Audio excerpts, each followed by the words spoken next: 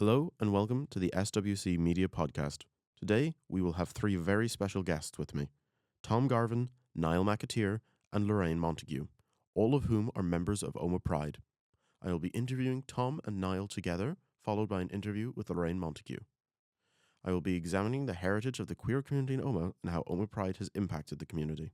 I'd like to just ask you both to introduce yourselves and, what you do at Omagh Pride. Hi, I'm Nial McAteer, and I'm the treasurer of Omagh Pride.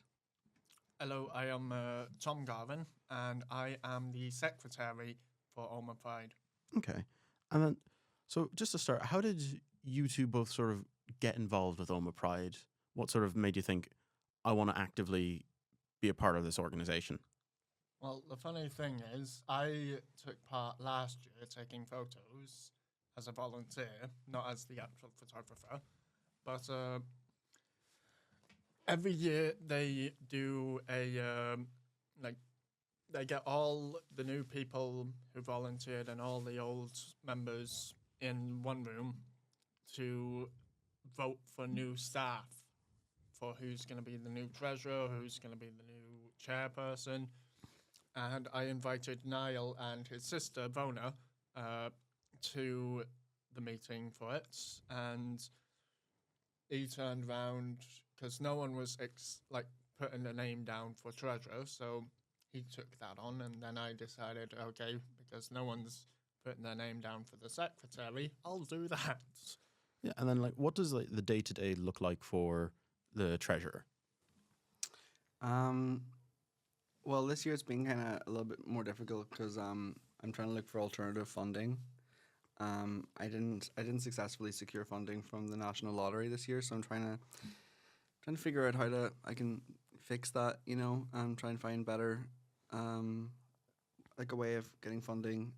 Well, thankfully, we've got a lot of events coming up for fundraising. I know for specific, on the 2nd of May, we have a rock night at Bogans to raise money for Omagh Pride, and we have other events as well. We've got a games night in Bogans coming up, and I think we have a couple of events around Sally's, I believe. So that's so every exciting. little helps.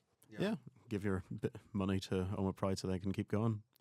And then, what was it like when you were younger, growing up, queer? What was the sort of attitudes like, and do you think Omagh Pride has helped shift attitudes to something more positive, or what was your perspective, basically?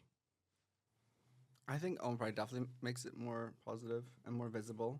Oh, yeah. Visible. When I was younger, I had plenty of things going on, but I didn't think of myself as a gay or anything, but I knew inside there was something more feminine about myself. But I always was more worried about, do I really want to give someone another reason another ammunition, more ammunition for this or that? But I never knew Omagh as a place that would have a pride. My first pride was London. The moment I found out that Omagh Pride was a thing was back in 2020, wasn't it? And I was absolutely shocked. I thought it was a massive step forward. Yeah, I think it's pretty big for me. I think it's pretty cool. Yeah. When I finally came out as gay in 2018, told a lot of friends, and a lot of them were iffy about it. But then again, I have friends who are trans and I have friends who are gay over here anyway, which don't know why people would be iffy about it. Yeah, regardless of where you are, there will always be queer people, and it's important to have organizations to showcase them in a positive light and provide support to them, because a lot of places are a bit hostile. Oh, yeah. I mean, before Omagh Pride, how would LGBT plus people, how would they have met up and seen each other, and it's kind of maybe it was a bit more awkward. Yeah, well, it would have been. It would have been a lot of feeling around the dark, for lack of a better term, of dancing around saying anything specific to make sure that the person you're talking to is all right with it. Yeah. Like, I think Omagh Pride does a good job at bringing more attention to it, making it more normalized, and helping it to feel normal for someone to be queer in some capacity and to be able to say that to someone without fear, because you shouldn't Absolutely. Yeah. have that fear. Yeah, and like it does feel like it has just sort of become an annual Yeah. event. Because like, you know, when I was there last 2 or 3 years, like the first year I was there was mostly just queer people. Then like last year though, it was just a bunch of random people who were just kind of there for a day out. Like it had to sort of become last normal. year there was queers, there was allies, there was just people who wanted to be there. Yeah. So I think that like Tom and myself were actually new to the committee this year. Mhm. So it was founded by Lorraine Montague and Kat Brogan, I think. Mhm. So they would probably have a better answer for how it was received. But I think that it was received like really well. Honestly, I think it was received really well from day one. I mean, I think there was people maybe that didn't like it, but I think most people were really ready for it and really wanted it, and were really happy to see it. To be honest, like that's how I felt. I don't know, maybe that's the vibe I got. I think there's definitely some people that maybe like there was nothing to be proud of posters, Mhm. and there was things like that. But I think most people were just like really happy and like vibing. And Yeah. Because like I remember when I was in the CBS and one of my friends said to me, "Oh, there's a sorry, pardon me. There's a Pride thing on in Omagh." I was just my main feeling was just surprised that somewhere like Omagh would have something on. Like I was a happy surprise, but it was just yeah, yeah, it was I just think like most people were like that. huh. And I was You're really, I was really happily, like I was really happy with the response, and like I felt like it was nice that Omagh, you know, the response is what makes it all, you know, and I think everyone in Omagh was really ready for it and really happy about it. Most people, I think, you know. Yeah. Well, like, I know, definitely know a large community that was straight up happy about it, because Yeah. when I was growing up, the only like accepting two places that would be considered accepting that I knew of was Bogans, who are always accepting of like how different you can be, and then like not top of the town itself, but a like bi-monthly event mhm. that a friend of mine used to host up there. Like he would host local bands, Okay. local rock bands, and the whole community there, they were open about sexualities and everything. Mhm. So I think that specific community, as soon as Pride became a thing, all of them were straight up for it. I think that's why Bogans is so open to helping out with Omagh Pride. I think there's still an awkwardness about like visibility and like openness and everything, and like I think there's still like a little bit of awkwardness, but I think it's going away. Yeah, like I would agree with that, but something like Omagh Pride, you know, it erodes that awkwardness as time goes on. The only way it's going to get less awkward is by bringing attention to it and normalizing it, which is, you know, what Omagh Pride is doing. And I would say that I think people who are more like visibly queer and stuff, like probably have like a bit of a harder time and stuff. Yeah. Absolutely. I think we're still not. I think we still have lots of work to do. Yeah, progress has been made, but it's Yes. still in progress. See, Yeah. Ideally, I can't walk around Omagh like with full confidence yet. Like I dress masculine, but when I was living in London, I would dress a lot more feminine.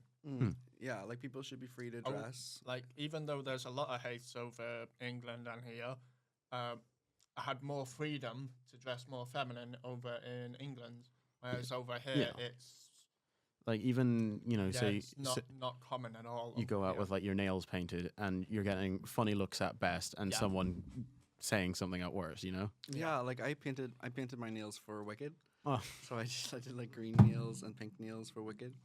And I just definitely felt like it was a bit of a like I don't know, I just felt weird having them like it was. Yeah, and then I was you, like it was only just meant to be a bit of fun, like, you know, but it's yeah, and you just feel self-conscious all the Yeah. time and it's just ugh.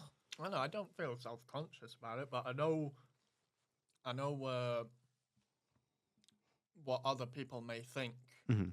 and I don't want I don't want to hear it from those people about what I like and what they think is bad or wrong or shouldn't be done. Mhm. I know you mentioned like funding, you're trying to secure funding and all that. what does the actual sort of organization of an event like Omagh Pride look like? Well, it's Very chaotic. it's a lot of work. You know, there's a lot of different people organizing a lot of different stuff, and you know, we're kind of like taking it on from people who've started it and people who've contributed to it for so many years, and Like- they've just helped us so much. We still have we've got big shoes to fill. Oh yeah, and like Because if it's a failure this year, then all the work that prior people did in the past years, it's not a good look. yeah, like I hopefully, but you know, it's been done before, and it's all been laid out for us. This is what we have to do. So it's a little stressful sometimes, but it's actually really fun as well. It's very interesting organizing the whole thing. You know, making sure it's safe, making sure that you're thinking about all the different people who are going, all the different needs, all the different. Yeah, and then we've also got the volunteer events where, like, organising those for street collections and such. Mm-hmm, And yeah. those are fun enough as is. Yeah, like interacting with the community is all part of it, and I think we were talking about when we go around the businesses talking about it. I think we were talking about a shop front competition.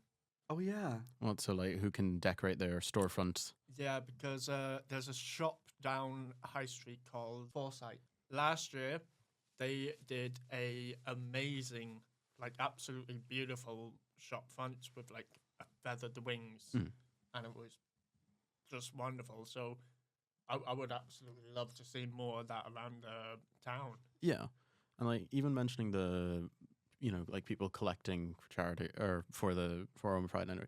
In 2023, they were like standing outside of like Bob and Bert's, Yeah, and I donated and I got a little sticker, and I still have that sticker on my yeah, wallet. we did that Like- last year as well. I was standing outside Main Street. Yeah, like you do remember these things and you do see yeah. it, and like it is a good way to bring attention to it without being too in someone's face, if that makes sense. Like it is just politely, would you like to give money to Omagh Pride? It's on this date this year. Like it's good. yeah. It's nice to be able to like spend time with people and try and sort out like all the different needs and like promote artists and be able to like kind of see the artists and enjoy the artists and all the different stuff. Like there's so much goes into it. It's really fun, and yeah, I just wish we had a little bit more funding to support even more artists. And there is like stalls open as well. If anyone wants to sell stuff at Omagh Pride, you can get a stall, and that all really supports us as well. But also, hopefully, it will support people who get the stall. You know what I mean? Yeah, you want to support the people running the stall as well. You want to foster a sense of community. It's just a lot of fun, honestly, and it's really nice interacting with so many amazing people. Like, I met so many really cool people doing so many different stuff around Omagh. It's like a lot of creative people, a lot of activists. So many people. Yeah, it's really cool. Yeah, and like one thing I do really like about Omagh Pride as well, it isn't just the celebration. You have that sort of, not a speech the right word, but that address about issues the queer community is facing and encouraging people to take action about it. It's not just platitudes about we're great. It is, you're still able to acknowledge what needs to be done and giving little suggestions on how to organize. Like I know last year it was about the hardships trans people were facing, because it's gotten quite bad for trans people of late. Last year we had a ban on politics. I was in actually the event. I was going to bring that up actually. At the time, it was just a straight-off decision.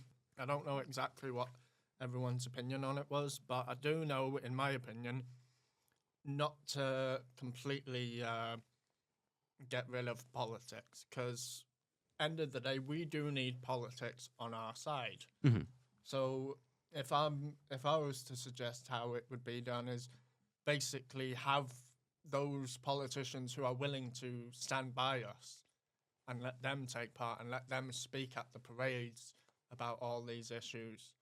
Like, thankfully, the mayor of Omagh, he was at Pride last year, and he was fully acceptable of it. So if politicians want to like have more people voting for them, they need to be there with the rest of the And then, community. is that ban still in place? I We- think we're we- talking about lifting it Okay. for specific politicians Yes. because, with all due respect, there's no point letting someone who is against a certain agenda to take part in that specific event. Mm-hmm. I think the committee was somewhat like not divided, but somewhat. I think we On the edge. were all a bit confused about what to do, but we're going to talk about it, and we're going to Yeah, we do hopefully have invite plenty of more meetings. Politicians. Are we going to invite politicians? Is that what- Yeah, that was the plan.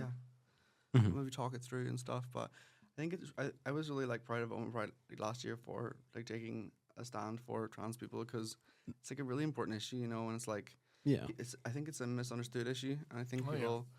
Like people think it's everyone's decided they're gonna just turn everything on its head. Like trans right has gone so far, and then out of the blue they decide, we're scrapping this idea. Yeah. Drop it. They became the scapegoats because the not to get too political, the overall UK government was in a bit of a mess, and they were trying to just look for a clear target they could easily villainize to the average person, Yeah. and it happened to be transgender people this time round. It was the exact same thing when gay people first came out. They were villainized for being who they are. Mhm. So For every single step forward we make, we need the politicians on our side as well. because I was just thinking about the trans thing. It's such a big issue, and it's such a like a controversial issue. And it really shouldn't be. It is as simple as let someone be who they want to be. That's all it is at the end of the day. yeah. And people should have access to the resources they need. But I think I don't know. I think people are, like I do think there's a certain element of like I think one thing that's so great about Pride is I just want more of it is the education and getting the information out there. I don't think people have the information about it, and I think there's a lot of misinformation. I think there's a lot of not fully See, one of the understanding things the- is a big thing that a lot of people in the public had about trans people was genders and specific toilets. Yeah, that was huge. Well, it still But, is. Like, It still is, yeah. end of the day, the government's not willing to pay a bit of extra money to make gender-neutral toilets, which is ironic because people say, "Oh, you can't have a gender-neutral toilet in a school." You have the disabled toilet. You do, but when I was in primary school in England, we had a gender-neutral toilet, Yeah. and both girls and boys went in there at the same time. Mm. It was perfectly fine back then. I think it's very common in other countries like Sweden as well.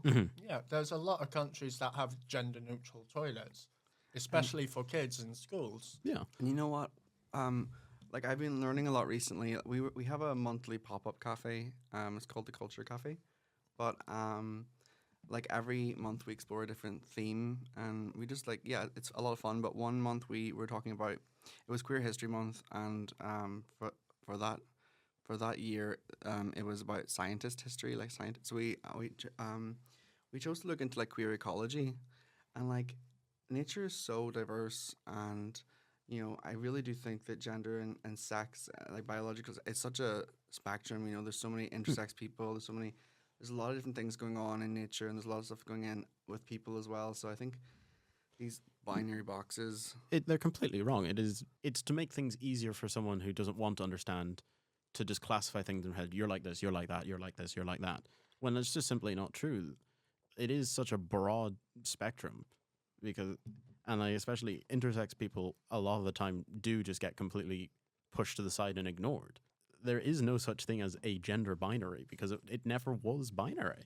Like It gives a lot of meaning to one of the oldest sayings in the world. Don't judge a book by its cover.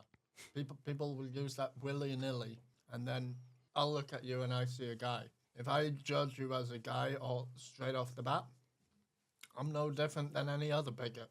Is there anything that you two would feel is relevant to be talked about that I maybe haven't asked? Yeah. So, do you feel as a young person that you do need to migrate because of Yes. because maybe you're a little bit different or something, and you feel like in a bigger city? Generally speaking, yes. Yeah. Like things like Omagh Pride do help, but in a lot of ways it feels Omagh Pride is kind of a localized event, if that makes sense.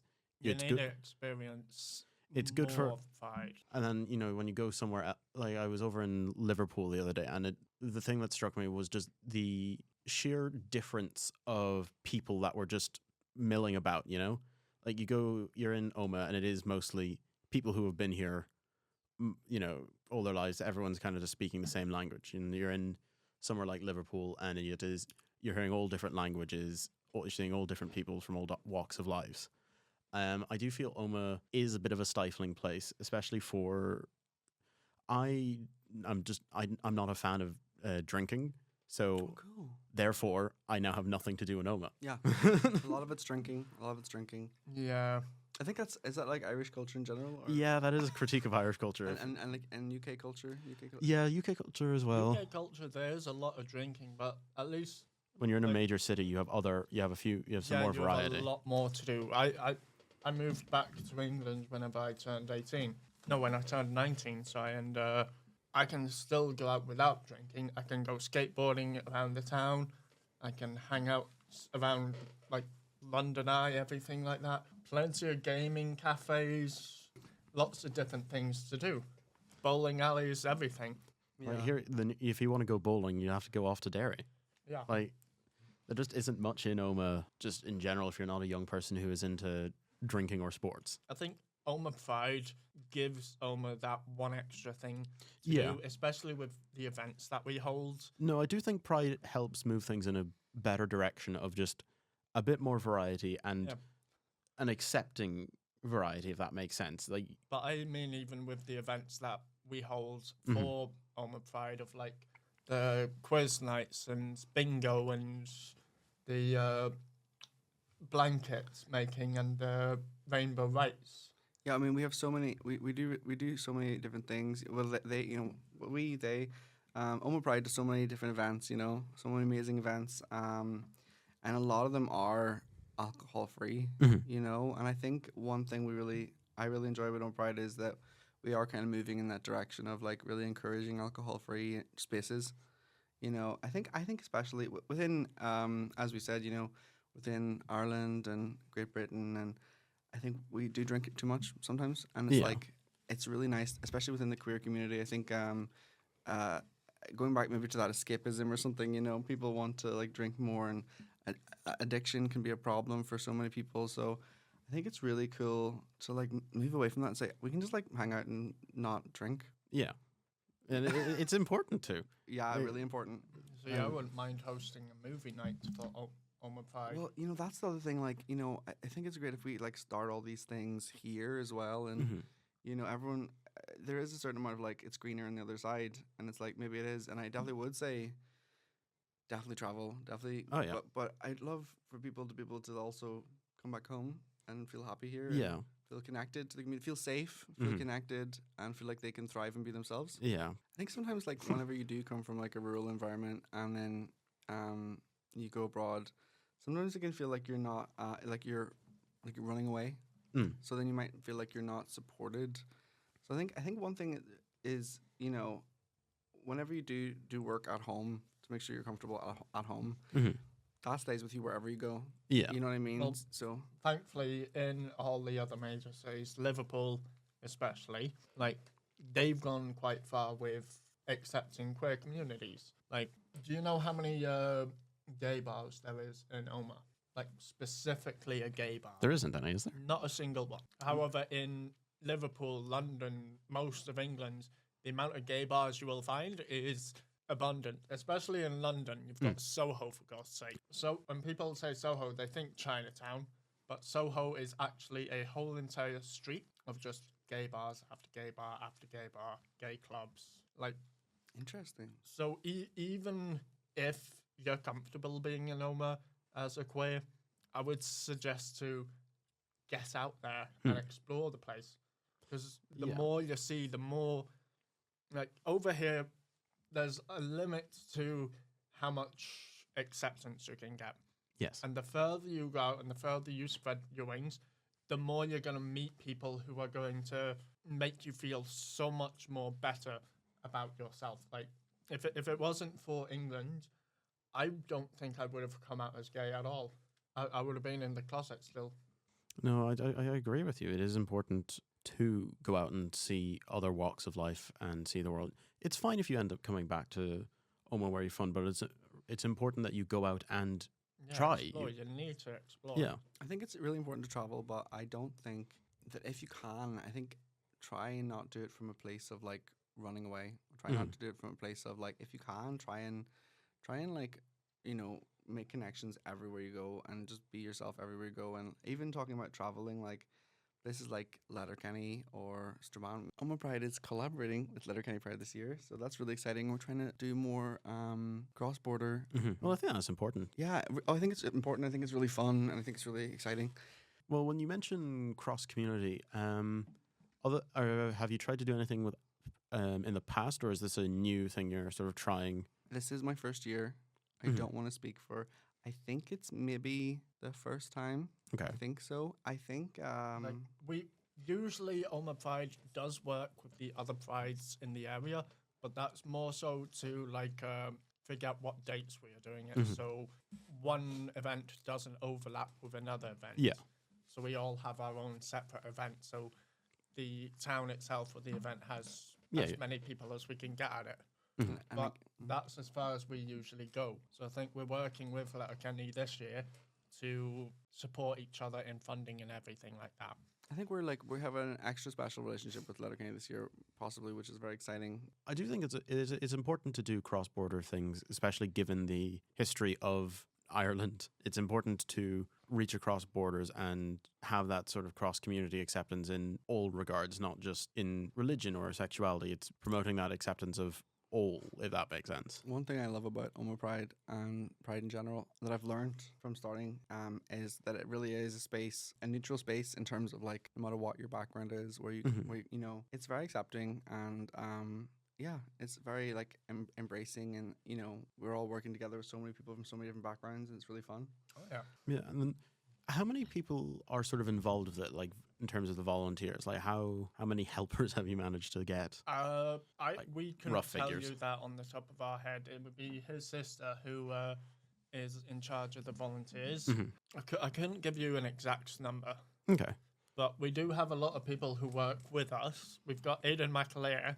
He does the photography for our event every year. A good friend of mine as well. Yeah, we have so many really dedicated, amazing volunteers. But we are always looking for more. So, if you would like to volunteer for Omagh Pride, please contact us. And What is the best sort of way to get in contact? so you can contact us at omagpride@gmail.com.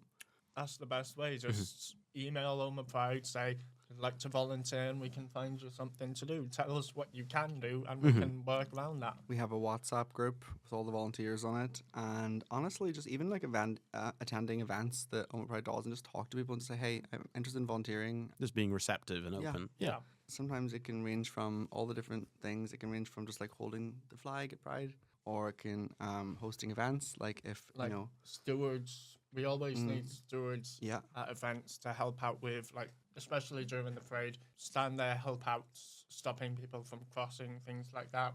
if We anyone, need people who can help out with the street collections. yeah, Because the more people we have with a bucket sitting out on the street collecting money, smiling on their face, like the more funding we have.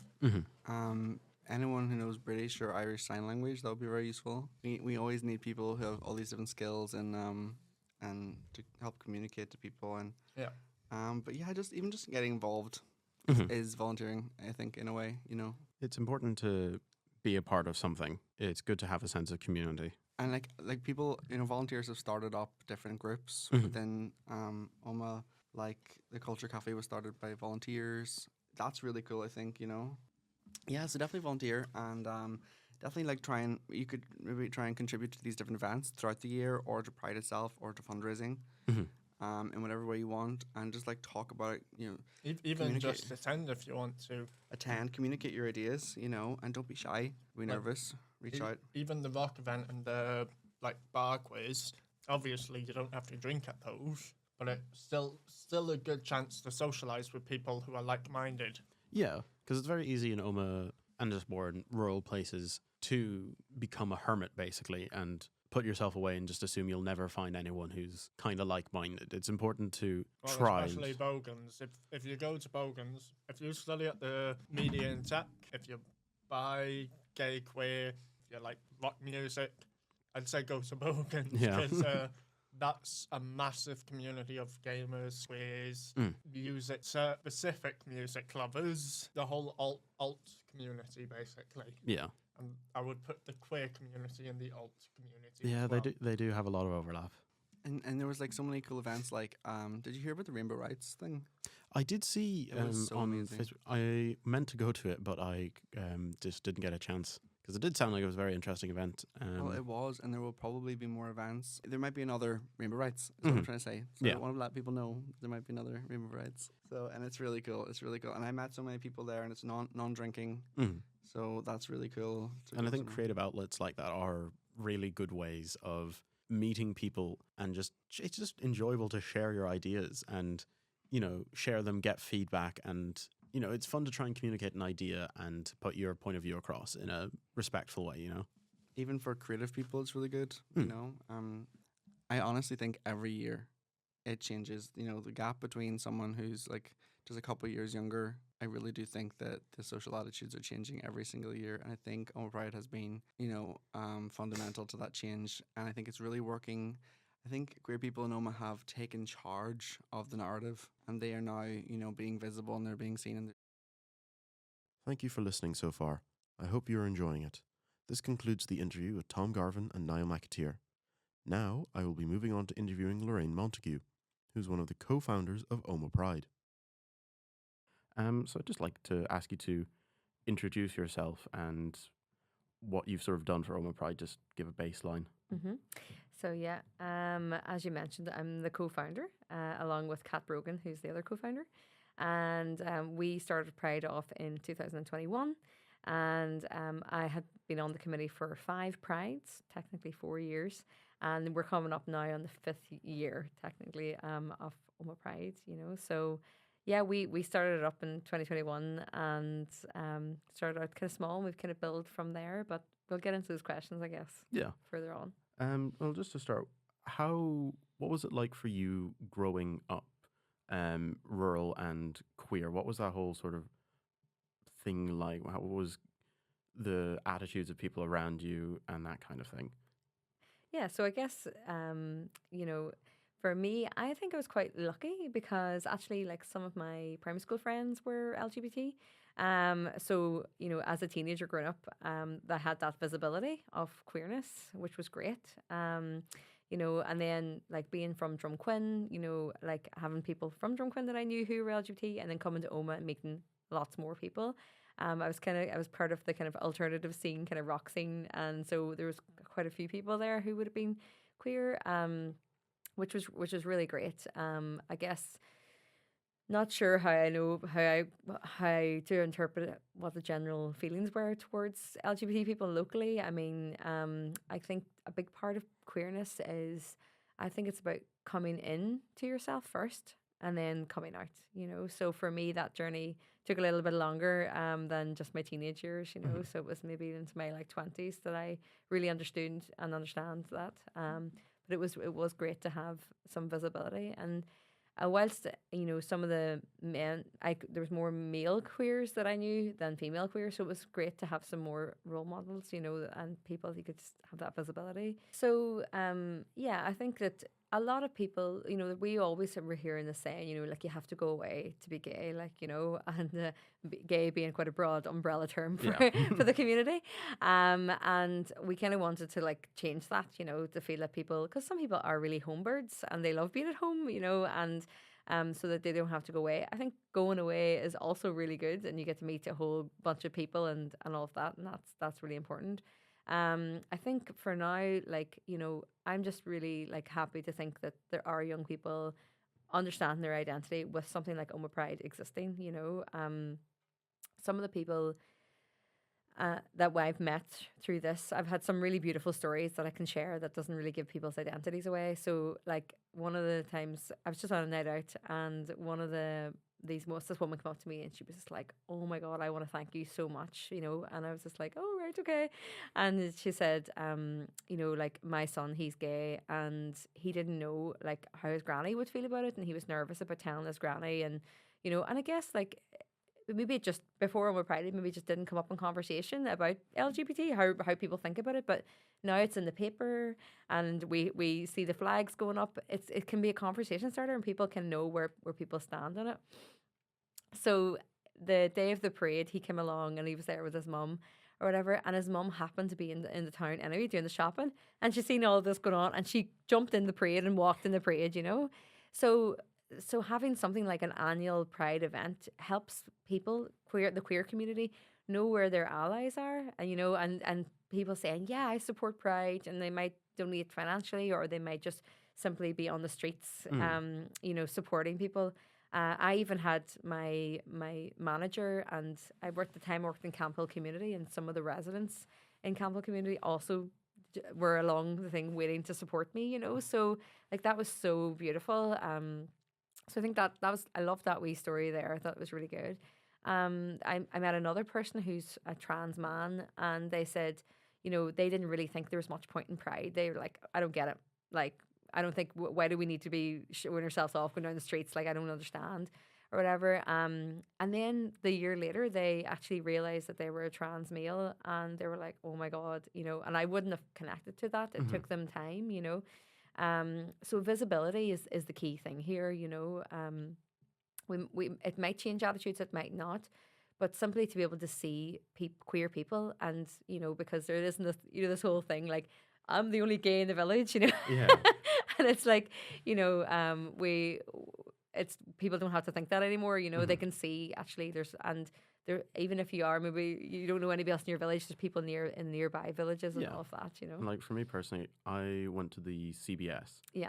And in the nicest way to the CBS, it's not the most progressive of place. Mm-hmm. It is a very closed-minded place. So one had to keep to themselves. Yes. So something like Omagh Pride for me was nice to see, basically just people being able to be themselves Mm-hmm.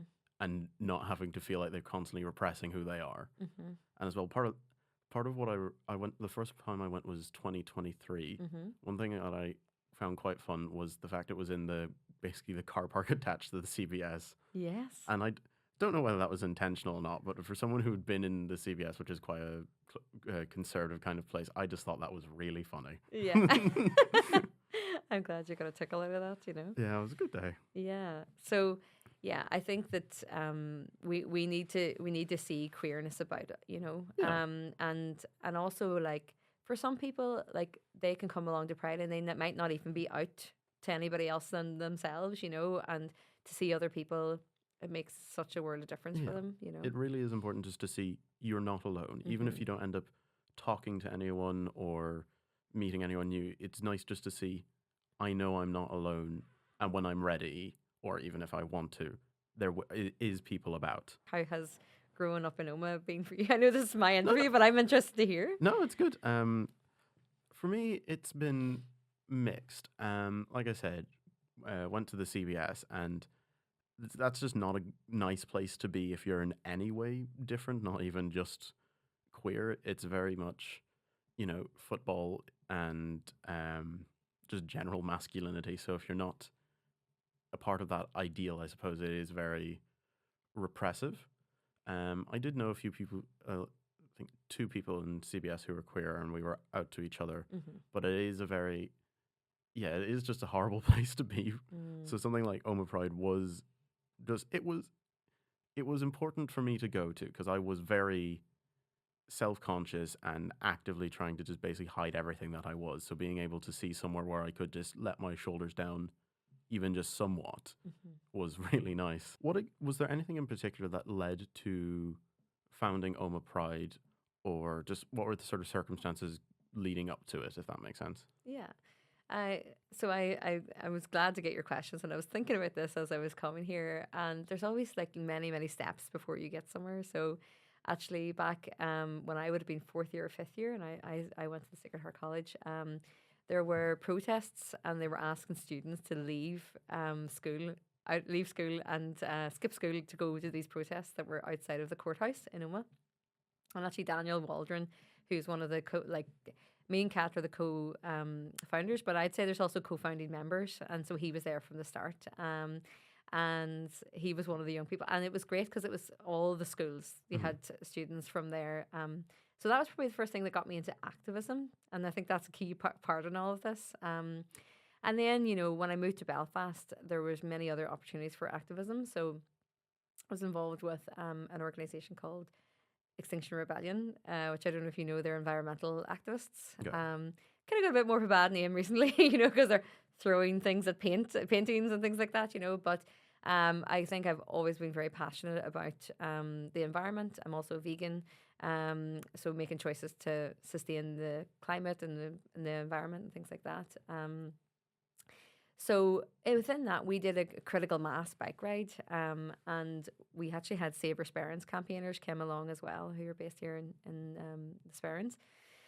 And for that, we were like, yeah, let's go on the streets and cycle around really slowly. And it's kind of disrupting, I guess, Yeah. but it's non-violent, which is key, and it's direct action, which is non-violent. And so I've been involved, and I know the importance of protest. I've been involved with or attended like many rallies for abortion rights at the time. Thankfully, things have improved there. And also like marriage equality campaigns. I was involved with Friends of the Earth. I studied community development, so within my degree and my placement, I was involved with Friends of the Earth. They're a non-governmental organisation, which is really great because they have free gain to do whatever they need to do that's to help Northern Ireland. So that's kind of like a lot of the lead up. And so me and Kat, so we go back many, many years. I'm best friends with her sister, and she was in my sister's class in school, so we know each other for a very long time. And we were just chatting, and I was like, where are all the queers? Like, they're here. Like, where are they? Yeah, they're somewhere.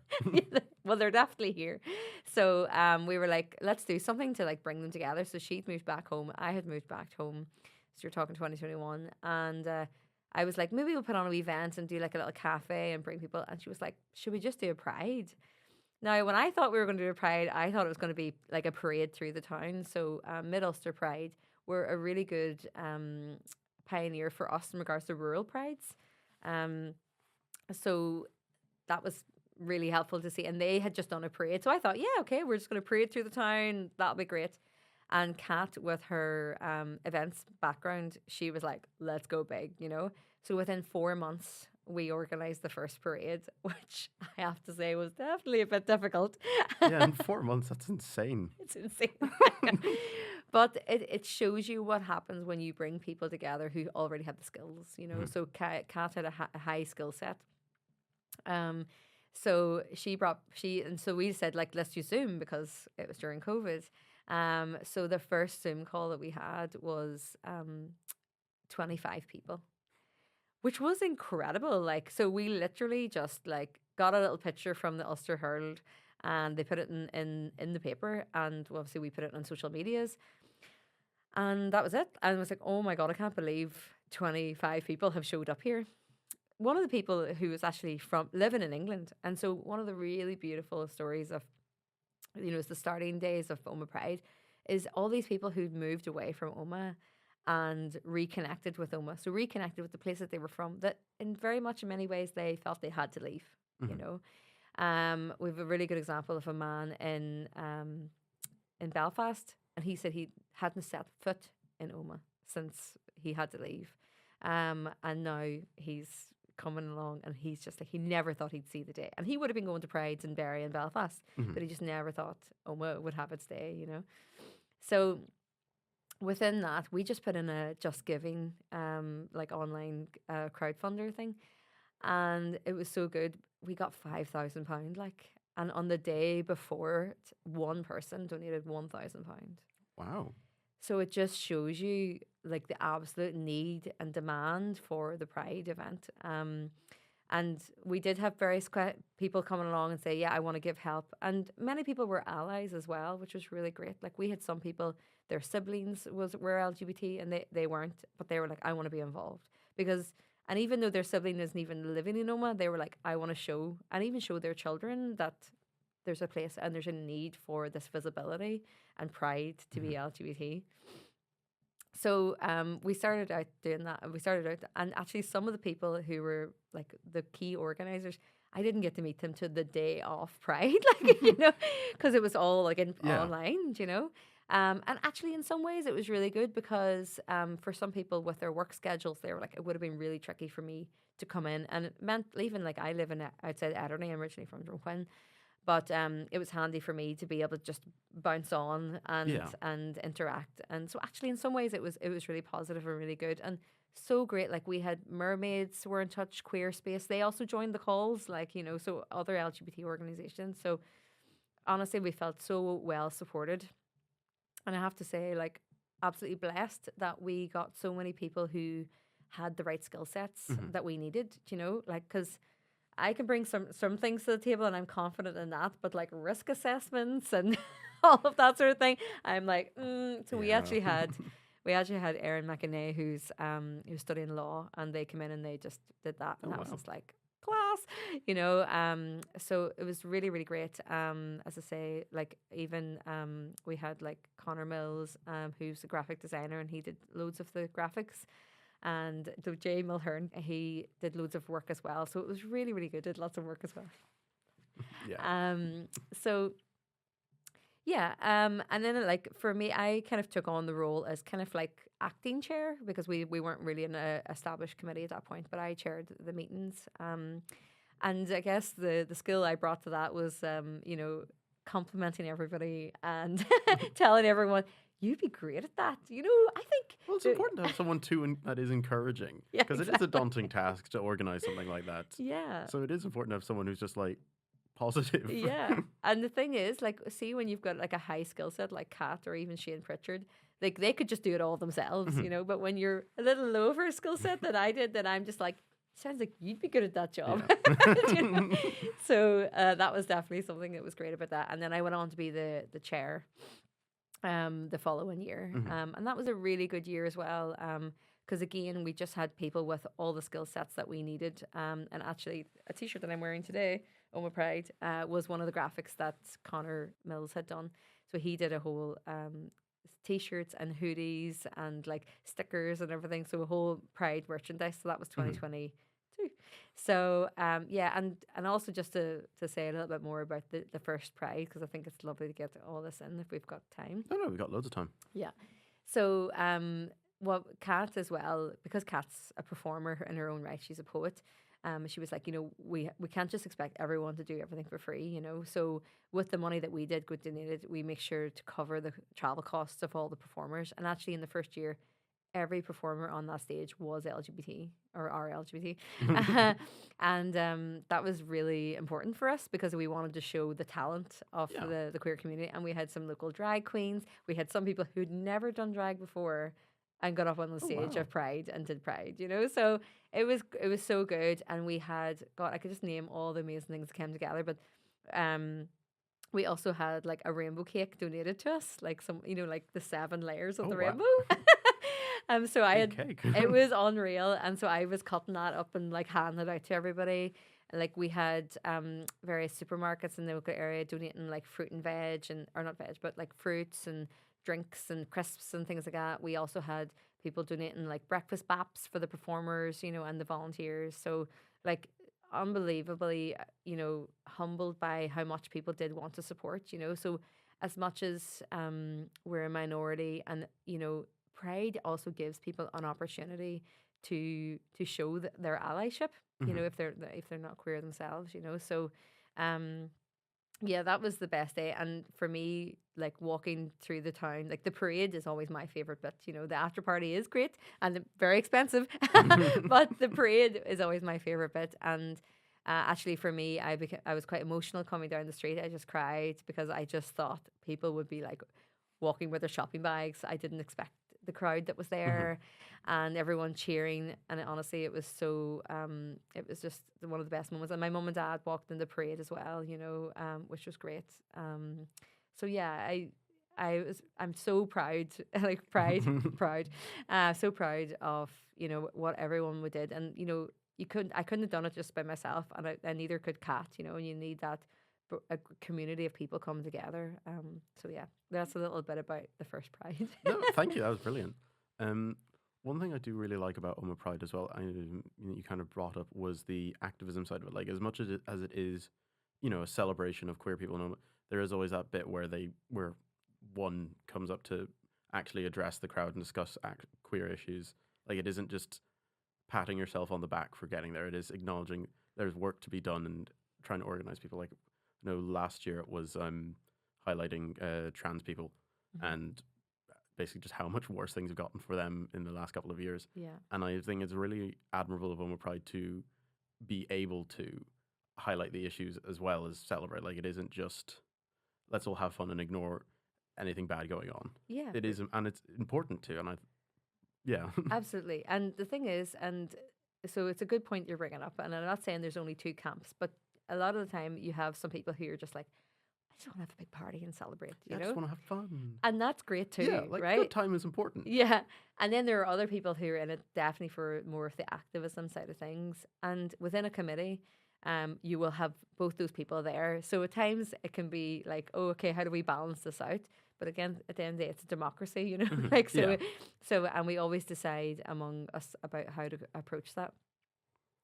And the year prior to that, we'd also had a speaker from Palestine, because we acknowledge that whilst the LGBT people have their struggles and things that we have to fight for, we also acknowledge that there is fights for other communities as well.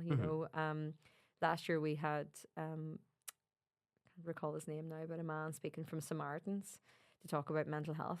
And because what came out of that for me was, I was talking to someone and they had said, actually for some people, Pride is a really difficult day, because it's a day that might remind them that possibly family members aren't maybe accepting, or maybe that they aren't out themselves. So I just wanted for them to be seen within it, because it's like all flashy and music and fun, and it's like, but we also know this can be also difficult, and to highlight the services of Samaritans as well. So. Yeah, it's been really important. And I guess last year, so many things happened for the trans community with, the identification that women are only of biological sex. That was a real hit to the trans community. Yeah, and then the puberty blockers ban. The puberty blockers ban. The just general poorness of the NHS in providing HRT. Yeah. Like, lovely 7-year-long waiting list. Mm-hmm. So that's and for us, we're a bunch of people who organise for a one-day event, but actually we are LGBT representatives throughout the year as well. So we have a responsibility to speak on behalf of our whole community, and to call out whenever things are not okay either. And so that obviously led into us deciding to do in unison with the rest, a lot of the other prides, was to ban the political parties. Yeah.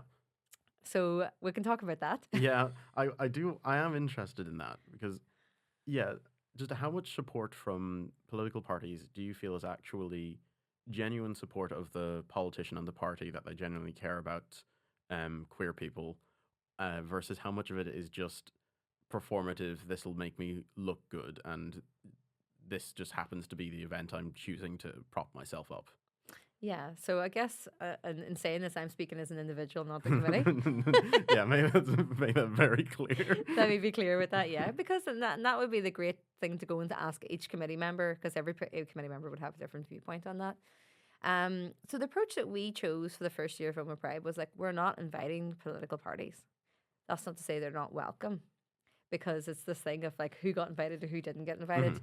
So instead of inviting people, we said, let's see who shows up, So within that, we did have various parties showing up. I don't think I need to name names about who came and who didn't come. But those who did come, they offered services in different ways, So they offered like to promote us on social media. They offered to even like printing facilities if we needed to print off anything. They attended meetings. They were present in the sense of showing up, you know. So we did have just like a few who were there and just wanted to show their support. So that's really important. Obviously, they walk in the parade as well, and they walk with constituencies. Yeah, I know what you mean. Yeah. And I think that is important. And ultimately, yes, we want political parties to be in support of the LGBT community. And that is really important. I think in a way it sounds funny, but like I probably empathize because sometimes if you want your job and you want to be elected, you have to choose a popular approach or a popular opinion. So how much of how the politicians are acting is on their own individual view, or the view of the political parties, or the view of the people who vote for them. So I think That's fair. it's an important thing to consider, you know, because like at a time when you're wanting votes, it's easy to say like, yes, we want to see marriage equality, we want to see these things, you know. And so what if we move into talking about the ban, you know, it was like we won't permit for you to just come and walk in the parade to get your picture and to show that you're inclusive and all of that. What are you doing physically? You know, how are you enhancing the rights of LGBT community? And for us, banning the puberty blockers was not enhancing; it was blocking. No, you know? I do think it was really admirable of Pride to put a stance and say, no, you're not welcome this year for your actions. You know, Inactions. Oh yeah. Actions speaking louder than words, and but both, you know, actions and inactions. What they haven't done and what they have. Yeah, no, I understand what you're saying. Sorry. No, you're right. Yeah, like because I mean, the actions are, an inaction is also an action. Yeah, that is true. Yeah. We could have a whole conversation about this.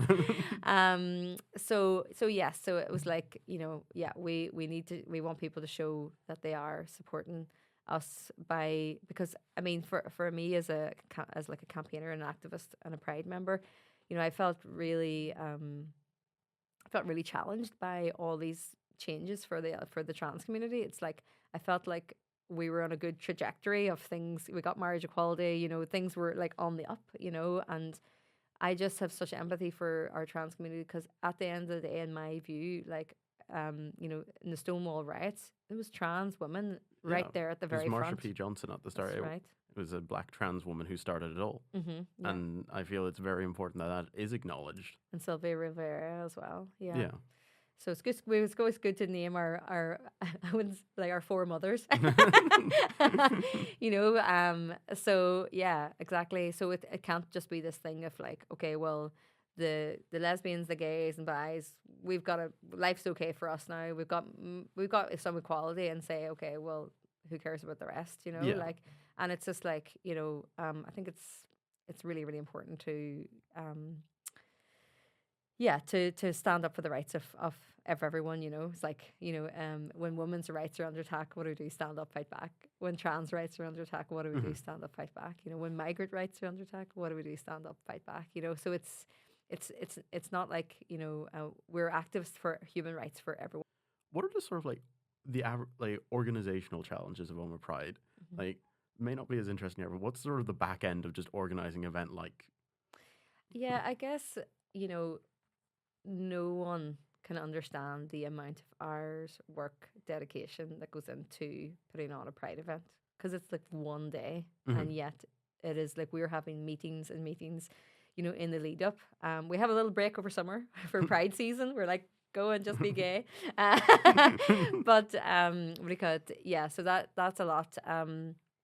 I guess as well, like, you know, if we'll just, I'll answer that question from the starting of it, you know, so bringing people together. I think I mentioned already, you know, that we had a lot of people with the right skill sets to come in, you know, with events management backgrounds and things like that. That was really great, and opportunity to learn from each other and all of that. Yeah, so when you're involved in something that really impacts you personally and the people around you, you feel really passionate about it, and so therefore you want to give your absolute all, and it can be a real challenge to be full-time working along with volunteering and having to deal with any little hiccups in the road, and that's a pretty light way of saying about it, the challenges that the LGBT community has faced throughout that. Like even the two men who were killed in Sligo, you know, and the young girl, the young trans girl, Brianna in England as well. You know, it's when things like that happen, it's like, you know, it really hits you even more, I think, you know. Yeah. And so, and people only have so much energy to give. And I was on the committee for 5 prides, you know, and I definitely felt the effect of burnout towards the end of that, you know. So it's about managing the workload. And I think we also struggle to get volunteers. I mean, last year we had 4 people on the committee, you know, which was a challenge. And Yeah, it sounds like it. yeah, and I would say like 6 is low, but like 8 is a good number, you know. So it just means there's a lot of people putting on doing a lot of things. So that can be a challenge. And then I think as well, like I think something for me that I've reflected on is like when new people come on board, how do we welcome them in? How do we find the roles for them and all of that? And I think that can be a bit of a challenge. You know, because you're essentially inducting someone into a new role, you know. Yeah. So finding their feet in that. I think as well, like, you know, we do have different view. Everyone, you know, we might all be queer, but we all have different viewpoints and different ways of doing things. So there's obviously whenever we have things come up, how do we manage it? You know, even in some of the situations that we've had, it's just been like, okay, let's everyone share their viewpoint.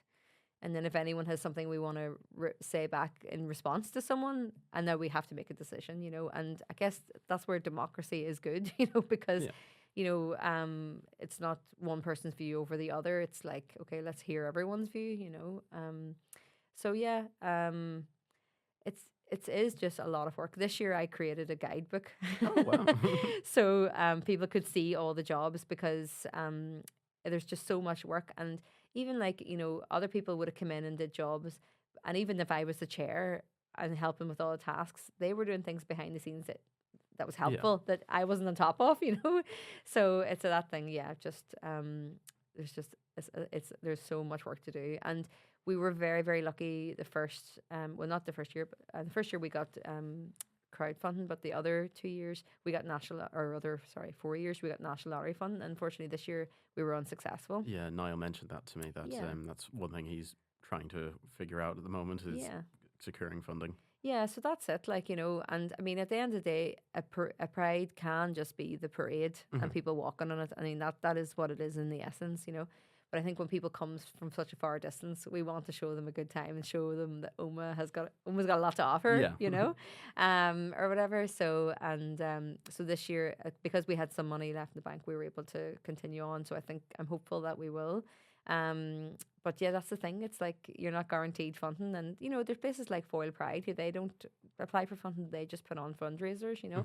And in a way, that's good. I mean, Niall, did he talk about the culture cafe? Yes, he did bring that up. Yeah, he's very excited for that. So, so just to talk about the culture cafe, if we can, No, of course, because So for me, like, being on the committee, I always felt like it's a one day in the year that we put on something, and we put on some events throughout the year as well. But like I was like, I want something regular. And then I met Niall, and he loves cooking, and I love cooking, and I was just like, okay, let's do this. You know, I had done a wee community cafe before, but it's so nice when you have a wee like a buddy or a team or a partner in crime. You know, I get that. It helps motivate each other. So. And Niall's honestly a great cook. So I mentioned before I'm vegan, so all the food is vegan. That's really like because it's also inclusive because it means that everyone can eat everything. Yeah. We also always have a gluten-free option as well. So that's good. So the last time we cooked was Italian. So I made a risotto. So instead of like cheese or cream, or butter, I used cashew cream, which is really good. And then I made a beautiful dessert of Swedish chocolate balls, and they have got a little bit of coffee in them. So they're sweet, but they got a little bit of something extra there going on. So that's really good. And this week is going to be Mexican as well. So I am fond of Mexican food. Yeah, so it's like every week we'll do a different cuisine. We're going to do Greek cuisine as well. So yes, so the cafe's been really good. What I wanted to do was I wanted to create a space that people could be in that you can come and just be yourself, and that it's welcoming. And so like last month, we also every month we have a theme. We call it culture cafes because we do a certain cuisine, and we also do like a theme. So last month we did neurodiversity week, which is celebrating neurodiverse people. So that was a way because I wanted, we know that a lot of neurodiverse people mask, and I wanted neurodiverse people to feel like, I mean, I'm one myself, and so is Niall. As am I. Welcome to the club. Yeah. So I wanted people to feel like they can come, they can unmask, they can just be themselves, but also to know that it's like another way of coming out. It's like, you're also neurodiverse. Oh, so am I. Yeah. So that's really nice. And so that they know that they're very welcome. And then I said, I don't really want this to. I want people to feel that they have ownership over this space as well. So what do people want to use the space for? So this month it's Lesbian Visibility Week because two of our members who are a couple, they wanted to do something for celebrating that. So I was like, wait, we'll do the cooking and you can do the wee activity. So it's usually like an hour and a half of just eating, chilling and all of that or whatever. And then we half an hour activity at the end. So that's really good. And we also, what's really nice is like we have one table. Yeah. So we just have a big long table. So anyone, if they come by themselves, they can just come and sit. And we have had people who come by themselves, and I'm so delighted that, and they've come back each month. And then where is it actually being held? It's in the hub in Campsie. So it's just like a small community centre, and it's just a small room, but it's got a kitchen and a sink, and that's all you need. Yeah. So we do all the cooking ahead of time, and we just bring the food, heat it up, and serve it out to everyone. So yeah, it's a really, really lovely space, and